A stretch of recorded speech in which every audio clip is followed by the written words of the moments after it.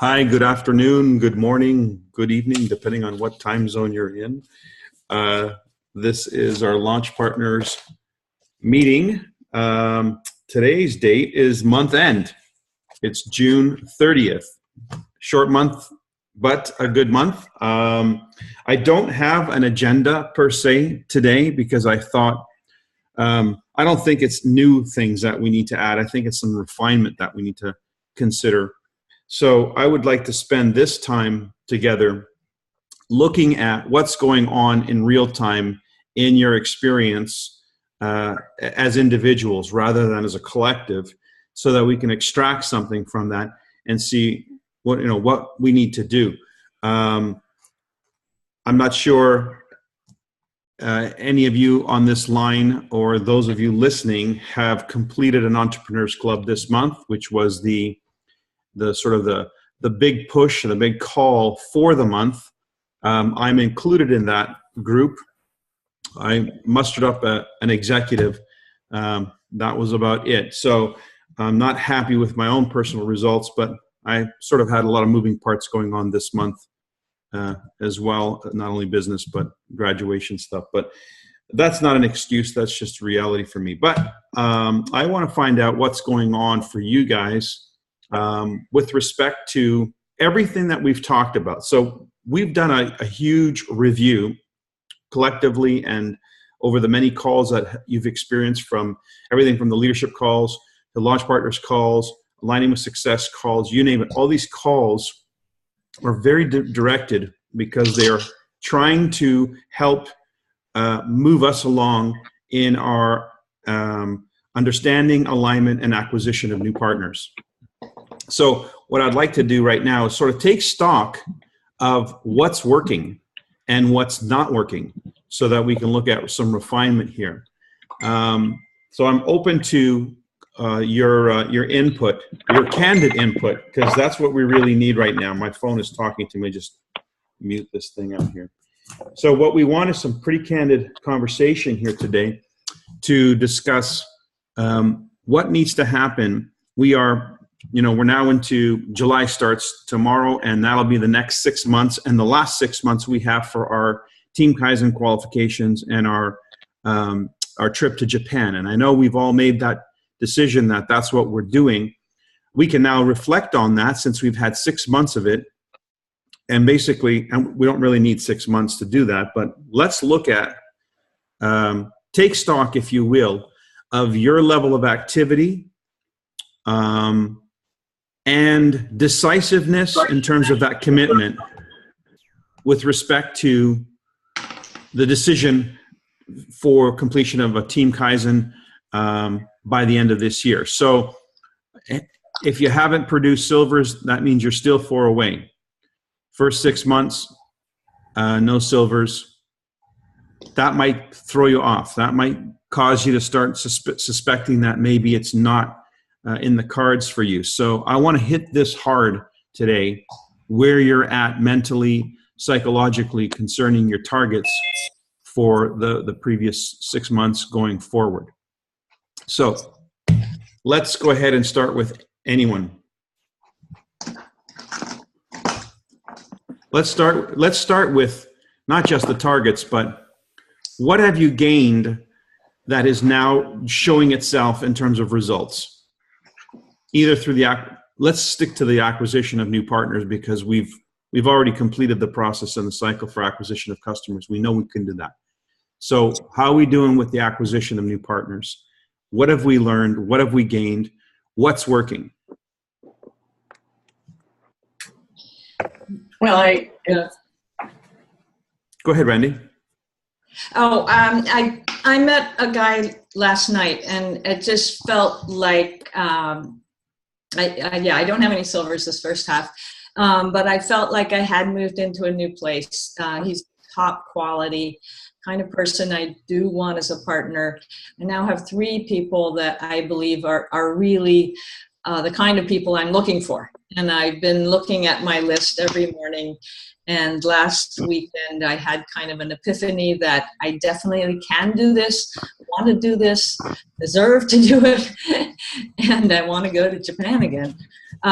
So when I was talking to this guy last night, I just asked all the right questions. He was very excited that I was having such a good conversation with him. He's a master salesperson.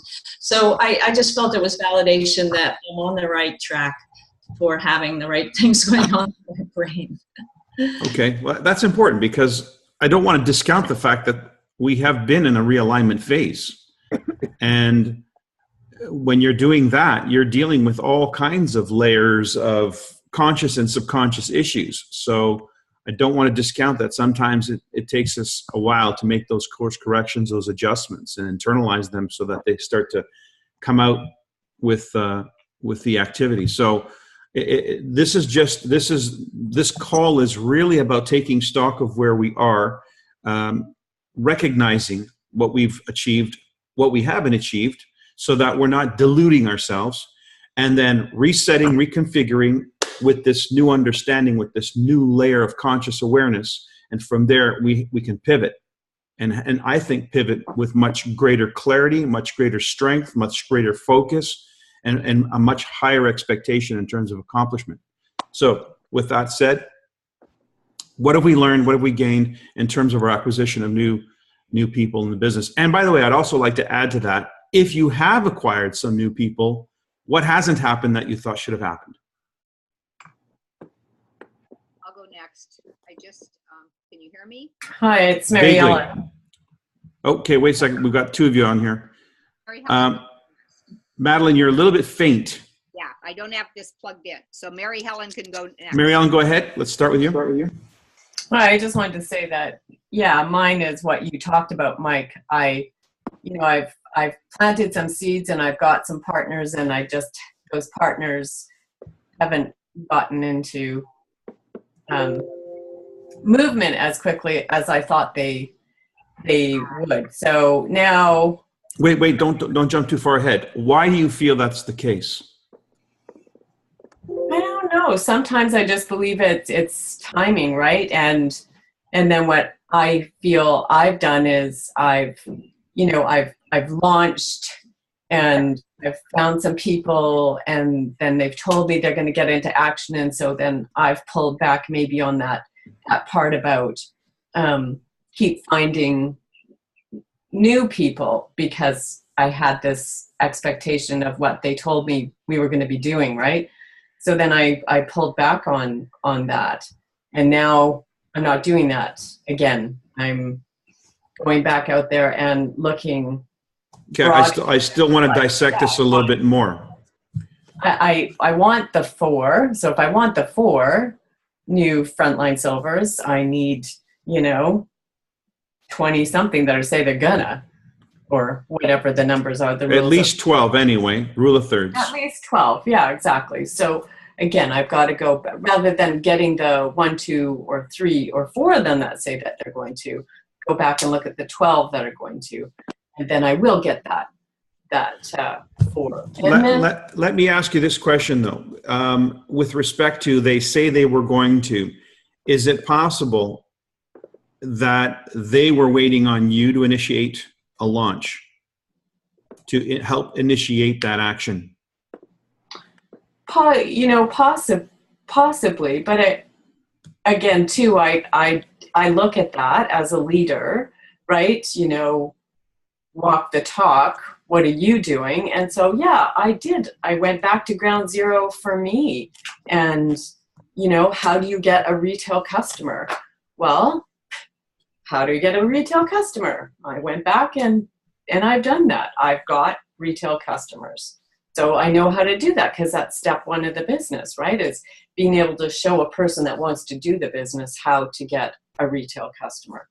So now I find what my next step is as a leader is, once I'm able to get retail customers, now to find those partners that are really wanting to go now, because this is what I want to do now.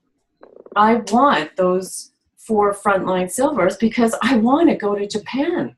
And so if you're on, great. If you're going to do it now, great, because I'm doing that now.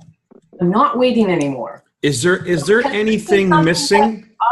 this is something I want. Before it was like, you know, I want to help people achieve their goals and dreams. That's what I want to do. But the dream I want now is I want Japan. I want to go. So if I want to go, this is what I have to do. So focused effort, all out massive action. And I've got a time frame now. Okay, good. So before, you know, I did some of the steps, and I know it takes a lot of planning and coordinating. Now I've blocked off my calendar, and I've got these 3 weeks that I am going to go crazy.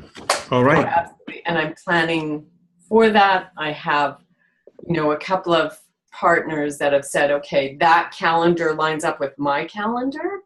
So yes, we can go. And so I know that person or those 2 people are going to be part of it. I don't know where the other ones are going to come from yet, but I'm open to it. Okay. Utilize me in that. And by the way, what I'm trying to gain from that dialogue is whether or not, and this applies to everybody, you guys can chime in on this, whether or not what we have not yet covered or what we don't yet have, I'm trying to eliminate all of the missing ingredients so that the recipe is as sure as the recipe can be. That way we don't feel like there's any missing pieces. We all have a conscious awareness of what needs to happen. So if we've got somebody who we've just enrolled, are you all confident that you have a launch procedure? You know, like when they go to launch a rocket into space, they have a countdown, and that countdown is very specific, and everybody has their checklist, and everybody has to check, and every department and every particular aspect of that thing has to be checked and rechecked and rechecked as they continue to move count. And they say, are we ready to go? We're ready to go. And when they're finally at the final minute, they're doubling and tripling all their security checks, et cetera. And then they get the green, and then boom, the button is pressed. So there's sort of there's a procedure before that full-on commitment happens. And last week or the week before, we talked about this thing called the talk, the idea that we need to have that succinct meeting with our new person so that it doesn't fall into the gap of assumptions. We make assumptions, they make assumptions, we're not on the same page, we haven't really made a committed decision, they haven't really made a committed decision. So it gets into this, hey, I got one, and you lose objectivity. You lose perspective and objectivity of what does it mean? Where are you really at in this process? Have they really made a commitment as defined? And I mean, we've gone so far as to define it to say they are not in the game if they haven't committed the 3 things that they're supposed to commit: time, contacts, and money. That is how you know they're even anywhere near a launch pad. So that's, I want to come back to, is there something that we need to do? I think we do. It's going to be called the first 48 hours, and it's going to be just simply a pre-check, a launch check or a pre-check, so that you can have that assurance that you know you did your part in initiating that launch activity. If they don't do their part, I mean, you can't do anything about that. But if you know you've done what you needed to do to initiate that launch activity, then they're the ones putting on the brakes, not you. And you're clear about that, because it's the uncertainty that I think is maybe what I need to address here, if I'm at all on target here. So thanks for that, Mary Ellen. Who would Madeline, you were about to say something. I hung it up over here, and I think for me, last week's class, I was just interviewed on Dave Rev Up this morning, and I referenced the significance of being a part of this mentoring and the sense of urgency and the timing. So if you can see what I have up there, those are, I took the millionaires list, and I had to I have to have a visual of where I'm focusing a little bit more. And what was interesting is I was just doing all this activity, you know, running around, working with Christine and working with people I'm contacting and not being specific enough with the follow-up and then the launch. And so Madeline, we're getting feedback from your line. We need to get you to get some earphones or something, but I have them, so I'll put them in. Okay. It only happens with you. I do all the other Zooms on here, and I don't know what it is, but okay, I'll put them in. So anyway, what I've done is I've focused and I've set up the times. And so what you're talking about today, what you just did with Mary Ellen, is critical for me now when I sit down, because I have these 3 business people with the appointments. So back to what was accomplished. The one thing that was accomplished is one executive who has 1 person under her and 3 retail customers, you know, including her own, through her, they are her own. It's her other retail customers that are leading to others now. yeah, we're good. We're good. Okay. So you can hear me and there's not the feedback or whatever. Correct. Now? Okay. Okay. So what I've done then is I've repositioned out so I know where to focus, and I have a July strategy. So 1 executive is done as of tonight with another person underneath her, leading to other people in another state. That's the one that's going to lead to the appointment, not until July 25th. He won't until then, but the director of El Centro.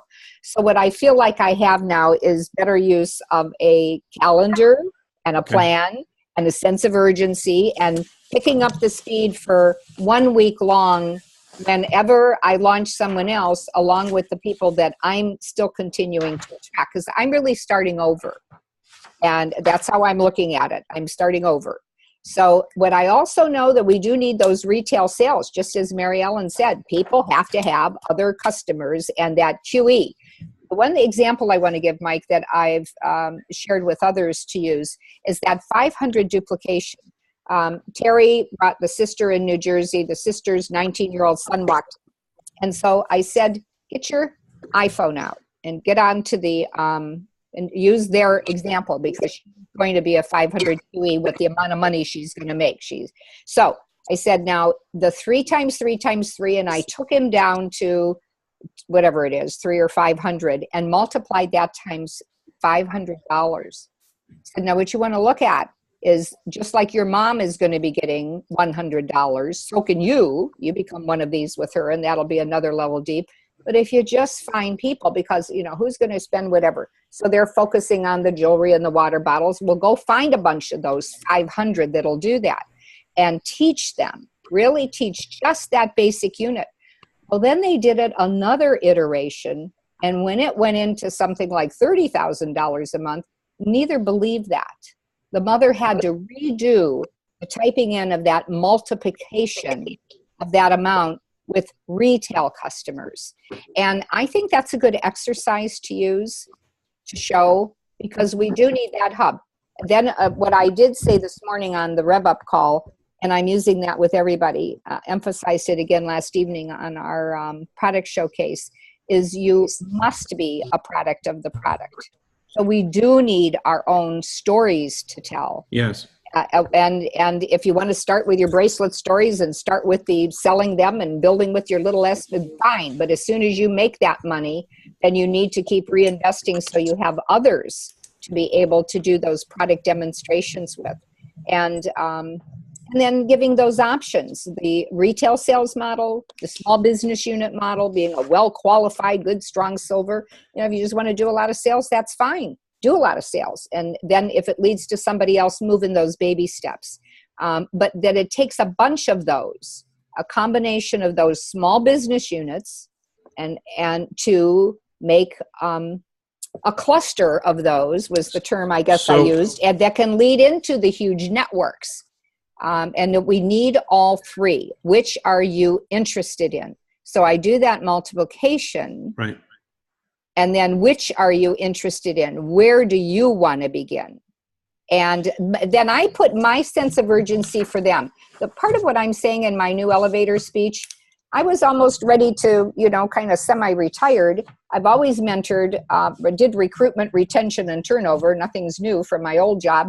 And now I see this huge opportunity. I'm looking for young people, and I am looking for young people. I talk to anybody anywhere. Let's put a team together, young people, and do that model, because we need those kinds of business units in the networks. I think that's what Gary Bolton has done exceptionally well with those 5 to 6 out of the top 10 retailers in his organization every single month.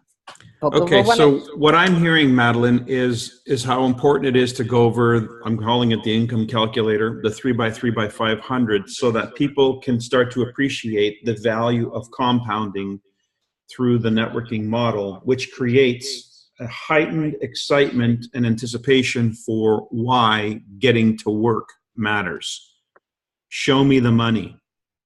Show them the concept as it plays out. I think that's really important. I'm not sure if that should be one of the steps in the partnering process in the what it takes presentation, possibly, or if it ought to be a here's where we need to get some legal advice on this through Nikin as well, or whether it can be in the having the talk conversation, that sit down where you can, one of the checks is show them the money, show them the 3x3, could be even a card that shows what the income looks like as you drill down through that 500 model. It doesn't seem like an unreasonable thing, and it could be the thing that helps them get it. By the way, another thing that I recommend, you're probably already doing, is maybe an insistence on them reading the 4-year career, because I think that does an excellent job at validating the business model and helping to put some horsepower behind that. I want to get some more feedback going. So I want to just open this up a little bit further, a little broader, because this is an important step right now as we complete the 6 months and we start the next 6 months. We need to recalibrate our level of activity, et cetera. We need to, number one, recognize where we're at. Take stock of where we really are, what's working, what's not. Is there a gap in closing that gap so that in the next 6 months, we're not sitting here 5 months from now saying we only have a month left to produce 4 silvers. No, we need to get some in the piggy bank, and we need it like yesterday. So we need to start to compound this effect now. There needs to be some silvers in entrepreneurs clubs, etc. High level of expectation of that. So that's why I thought this is really important, because if we continue to pretend like everything's okay and it's not, that's bad. If there's some things that are happening in one person's business that we don't know about that could be beneficial, that's bad. We need to really get on the mark on here. Can I say something, Mike? You bet. Yeah. Dave, anyway, Dave, are you in any position to say something right now? I'm actually having a massage, so I can tell. But anyway, I'm very pleased to say that I had 3 prospective people that watched the Ben Woodward thing last Saturday, and they all got excited about it. Also, I'm just like you, Mike. I ran for the entrepreneur club. I got 1 new executive, and I think it's real significant in that my new executive is a brand new person, and this whole idea of going to Japan, finding 4 new silvers, almost certainly it's going to be new people. It's not going to be somebody that last summer was an executive and they're still an executive. They're probably going to be an executive a year from now too. Maybe not, but I think the key is new people, and I'm just really excited about this idea of being a team.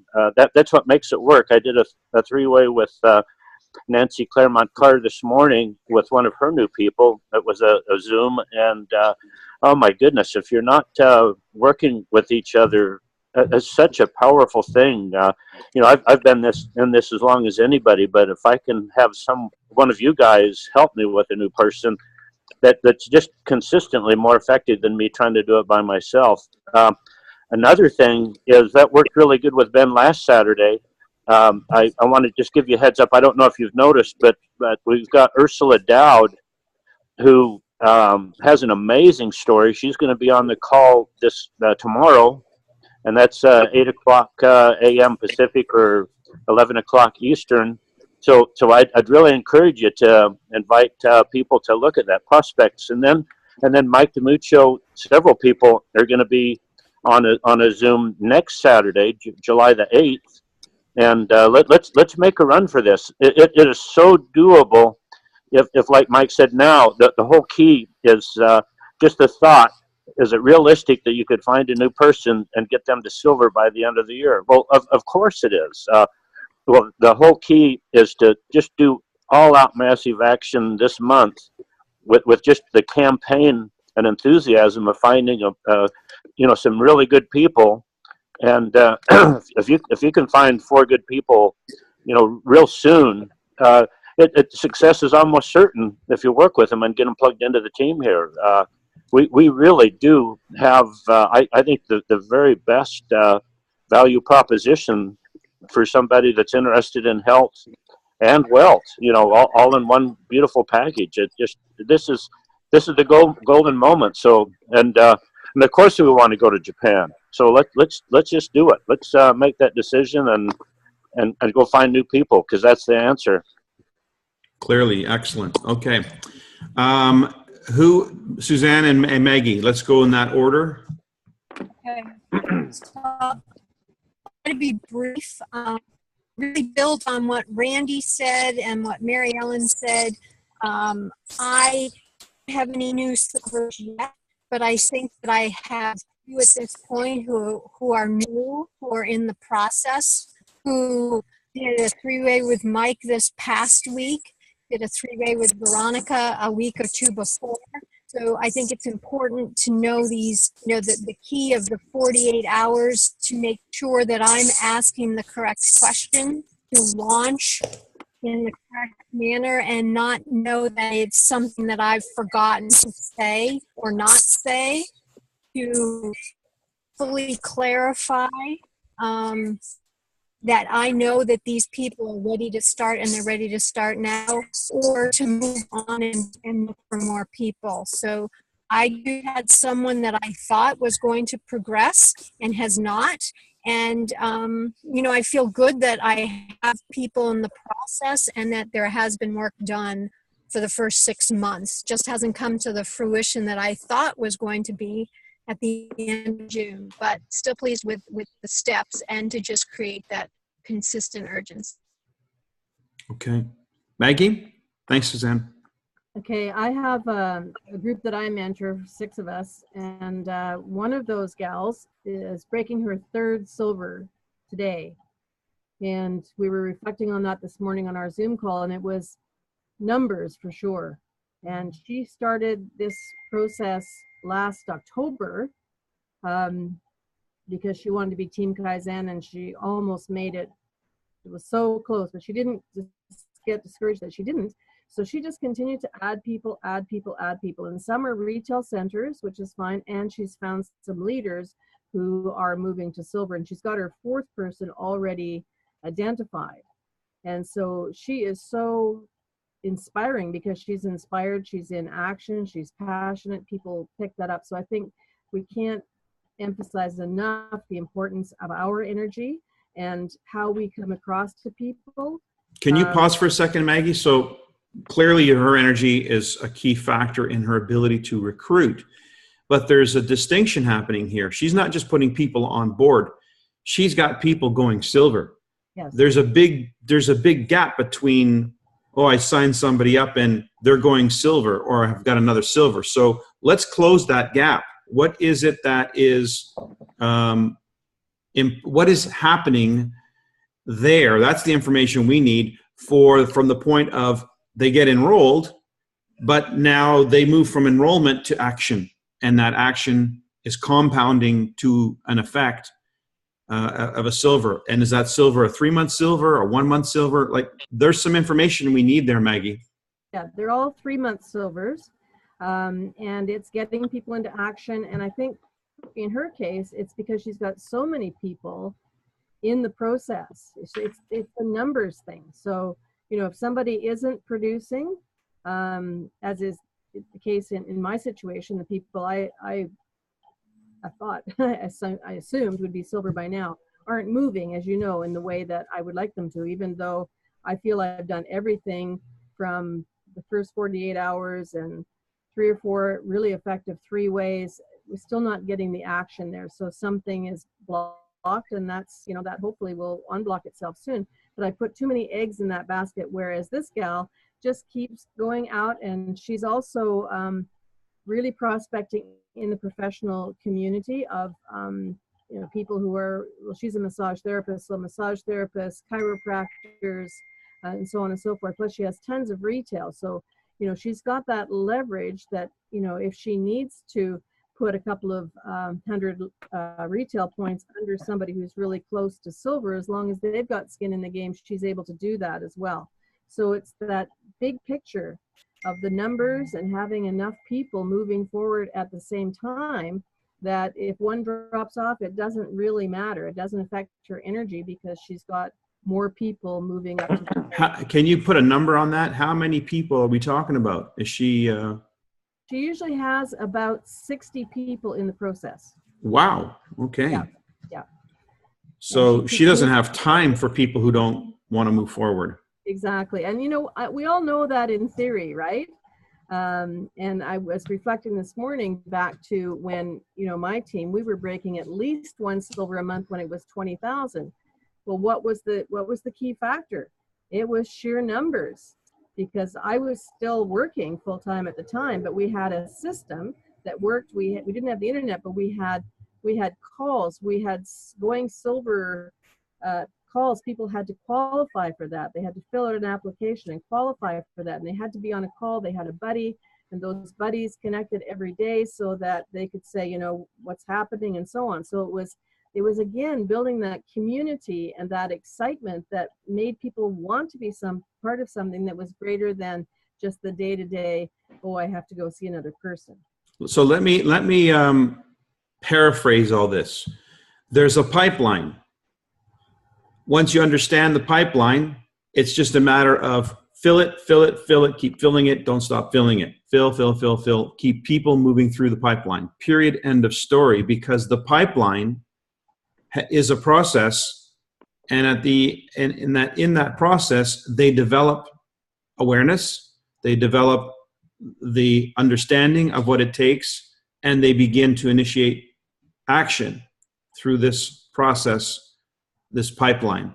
So as long as I focus on getting people in the front end of the pipeline and keep them moving, then the net effect of that is there's going to be a numbers. It's going to break down in terms of numbers, who's going to go on and et cetera. But if I'm trying to hatch an egg by sitting on that egg and nurturing that egg, and that's the only egg I got in the basket, then I am not utilizing the concept that she has obviously mastered and is got a thriving business because of it. So going back to then, do we understand the process? Do we understand the flow? Do we know the events to plug people into every day, every week? Then it's then a matter of flow. That's all the focus becomes, flow, which is about us being out there, being personable, meeting more people, asking for referrals from the very beginning. First conversation, could use your help. I'm expanding in the area, looking for some people with some interest in having more out of life, etc. There's a way to create flow. And if all you had to focus on was flow, because the process is so well defined, then all this conversation would be about is how do we increase the flow? How do we increase the flow? Okay, that's all we would be talking about. Why is that so hard for us, Michael? I think it's because we're nurturers, and we have a tendency to give a higher street cred to the people that we're talking to. They are not qualifying or self-qualifying through the process. We're tending to compensate for whatever they're not doing.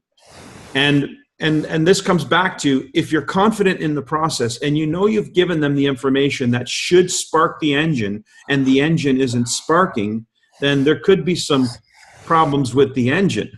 So what we try to then do is try to fix the engine instead of go and find another car, you know? So I think if this person, if she's got 60 people in the process, I don't think she cares who it is that's going to work with her. Yeah, I agree. I don't think she's bent on that. I think she just cares that she's got enough going on, that there's enough going on for her to be busy and for things to happen. She's not so vested in any one particular person.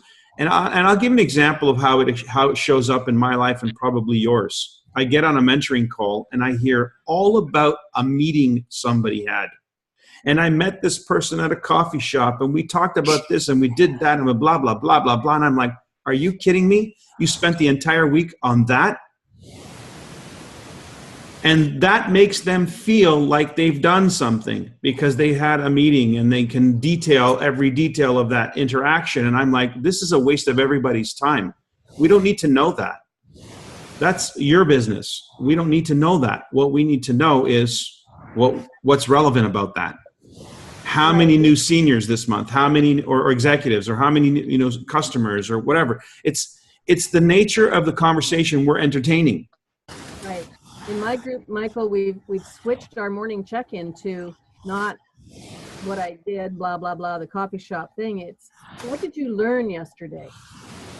That's been powerful because people have had to stop and think, what did I learn? And then to verbalize that so everybody learns from that. And then what is my intention for the day? And it's shifting the energy, and this gal is part of that, but she's always been very, she's always had way more people in the process than the rest of us. So okay, well, we need to wrap up here. This is all very good. I know, Mrs. Kramer, you had something that you wanted to comment regarding Maggie. I've just unmuted you. Not regarding Maggie. I meant after okay. Maggie. I wanted to make a few comments, and it goes back to something that I think Dave says frequently: if it's to be, it's up to me. And I was facing some serious challenges and trying to figure out why I was where the block was.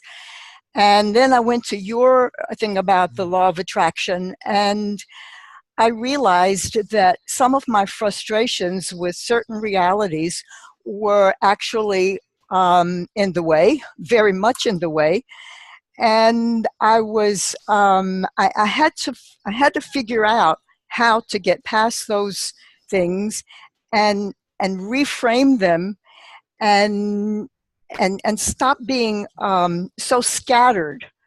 With my not focused and following up. And so once I realized what I had to do, and I spent some serious time looking at how to fix this, whatever it was that was broken, I'm now following up better with better focus.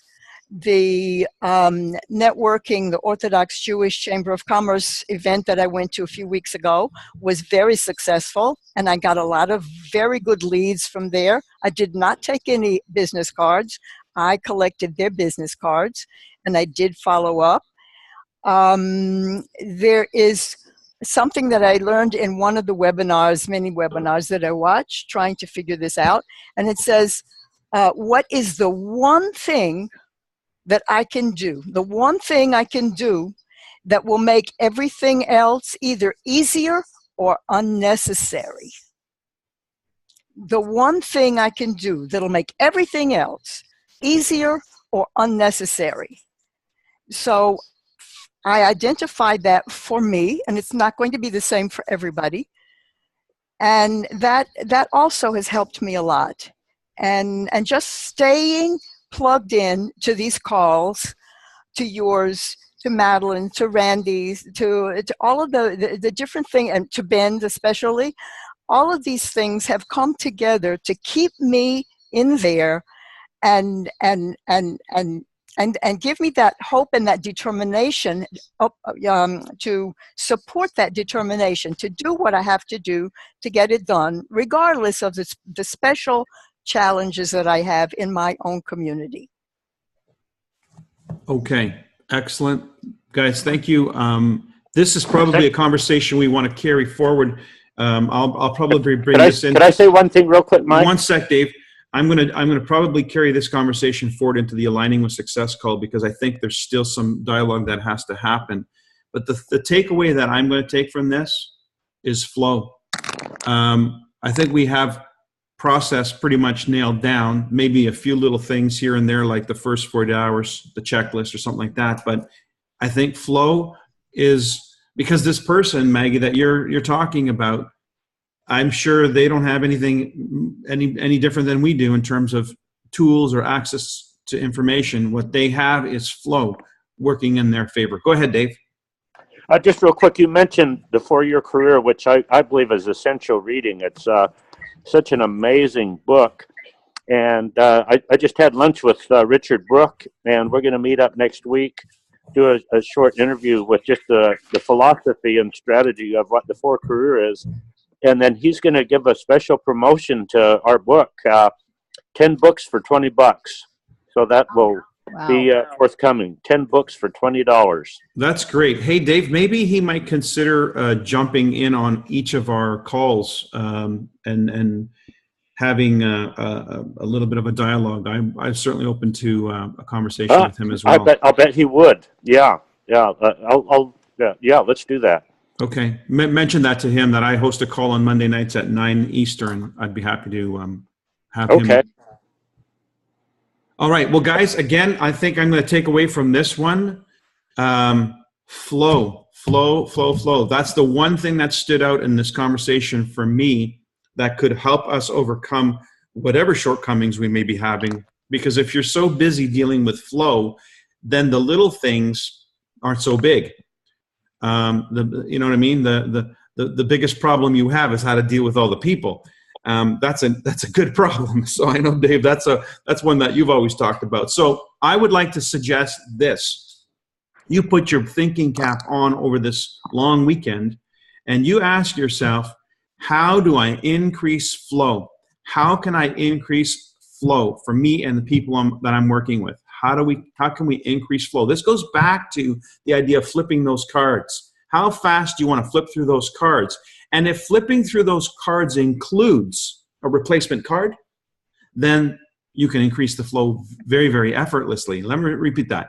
If flipping those cards includes in it a replacement card, which means in your initial contact, if you're asking for help, and part of that could include referring you to somebody who might be better suited, then not only are you flipping the card, but you're also preparing to replace that card if that doesn't lead to a 100-name list. You follow? So that means we can increase the flow and the number of contacts because we're not waiting for people to nurse them along. We're just looking for people who are looking for us. Okay. Maybe get a whole new deck of cards. Well, that's for sure. And by the way, the easiest way to get a whole new deck of cards is go to all the cards that you have and ask for a new deck. You know, ask everybody for a new name. Just call them. I like what Dave used to. Dave, you have a conversation called, oh my God, what is it called? Telephone mastery. Telephone mastery. Telephone mastery, Dave. You have a audio called Telephone Mastery. I'm wondering if maybe you can circulate that link through our channels and let's revisit that thing because it's a good one. I shall.